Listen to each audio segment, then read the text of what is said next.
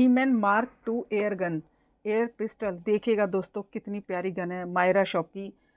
इस वीडियो में आज फिर आपका स्वागत है। बहुत प्यारी गन है, बहुत अच्छे प्यारे इसमें कट बने हुए हैं, बहुत इजीली ये लोड हो जाती है। देखिए यहाँ पैलेट डलती है और इसमें आप आगे कॉर्क लगा के भी फायर कर सकते हैं और एक लोडर भी इसके साथ मिलता है। अब हम आपको इसका ब्लैंक फायर करके दिखाएंगे। देखिए कितनी प्यारी आवाज़ है इसमें। और आपको पैलेट्स आपको फ्री मिलेंगी। इसमें चाहे तो आप अपना कॉर्क भी ऐड करवा सकते हैं, ये प्रीमियम कवर भी आप ऐड करवा सकते हैं, ये मेटल बुलेट है ये भी आप इसमें ऐड करवा सकते हैं।